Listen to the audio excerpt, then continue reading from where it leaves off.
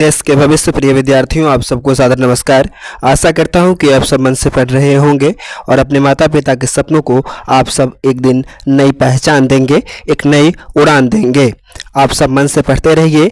माँ सरस्वती भगवती से मैं प्रार्थना करता हूं कि आप सबका भविष्य उज्जवल हो। आज मैं संस्कृत संकाय के नीति श्लोक पाठ से जो महत्वपूर्ण प्रश्न हैं उन प्रश्नों को मैं आपके बीच लेकर के आया हुआ हूँ। प्रथम प्रश्न है, विनय भाव किसका नाश करता है? तो विनय भाव जो है वो किसका नाश करता है? तो विनय भाव अपयश का नाश करता है। तो ऑप्शन नंबर ए क्या हो जाएगा? तो प्रश्न नंबर एक का ऑप्शन नंबर सी हमारा क्या होगा? तो करेक्ट होगा। ठीक उसी प्रकार अगला प्रश्न हमारे बीच है, नरक के द्वार कितने प्रकार के हैं जिनसे व्यक्ति का नाश होता है? तो 3 प्रकार के हैं जिनसे व्यक्ति का नाश होता है। तो ऑप्शन नंबर सी हमारा क्या हो जाएगा? तो करेक्ट होगा।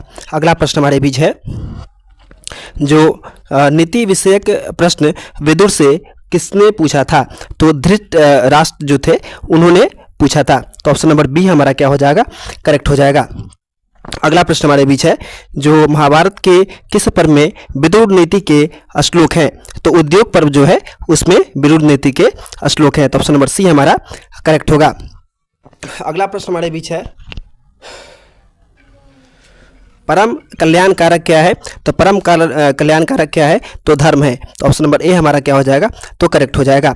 अगला प्रश्न हमारे बीच है, जो सर्दी, गर्मी, भय, अनुराग, संपत्ति, दरिद्रता किसके कार्य में विघ्न नहीं डालते हैं उसे ही कहते हैं।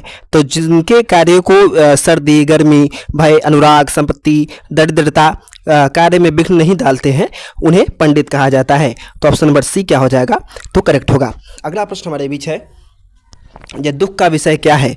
भ्रांति, शांति, अशांति। तो दुख का कारण क्या है? तो अशांति ही दुख का मूल कारण है। बिना बुलाए कौन आता है? तो बिना बुलाए हुए जो आए उसको मूर्ख कहा जाता है। तो ऑप्शन नंबर सी हमारा क्या हो जाएगा? करेक्ट हो जाएगा। अगला प्रश्न हमारे बीच है, मूर्ख किसे कहते हैं? प्रश्न ऑप्शन नंबर ए है, जो बिना बुलाए हुए चलाया जाए, बिना पूछे बोलने लगे, अविश्वसनीय व्यक्ति पर विश्वास करे, इनमें से सभी। तो मूर्ख के ये तीनों लक्षण हैं, है ना? तो इनमें से सभी जो है वो ऑप्शन क्या हो जाएगा? हमारा करेक्ट होगा। तो ऑप्शन नंबर डी हमारा क्या हो जाएगा? तो करेक्ट हो जाएगा, है ना? अगला प्रश्न हमारे बीच है, विदुर कौन थे? तो विदुर जो थे सो एक मंत्री थे। तो ऑप्शन नंबर ए हमारा क्या हो जाएगा? तो करेक्ट होगा। अगला प्रश्न हमारे बीच है, नीति श्लोक का पाठ कहाँ से संकलित है? विष्णु पुराण से, रामायण से, महाभारत से, हरिवंश पुराण से। तो महाभारत से संकलित है। तो ऑप्शन नंबर सी हमारा करेक्ट होगा। अगला प्रश्न हमारे बीच है, जो ऐश्वर्य चाहने वालों को कितने दुर्गुणों को त्याग देना चाहिए? 4, 5, 6।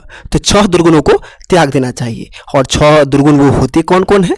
तो मैंने जब नीति श्लोक का पाठ के जो सब्जेक्टिव जो थे वो जो मैंने आपको बताए थे, तो उसमें मैंने बताया था कि जो मनुष्य के जो बाधक जो होते हैं वो 6 दुर्गुण होते हैं। वो 6 दुर्गुण हैं, भय, आलस, निद्रा, तंद्रा, दीर्घसूत्रता, है ना? ये सभी क्या होते हैं? तो 6 दोष होते हैं, है ना? जिन्हें क्या करना चाहिए? तो हमें त्याग देना चाहिए। आलस, निद्रा, तंद्रा, भय, क्रोध, है ना, लोभ, दीर्घसूत्रता, इन सबों का त्याग कर देना चाहिए। धर्म की रक्षा किससे होती है? तो धर्म की रक्षा किससे होती है? तो सत्य से धर्म की रक्षा होती है ना?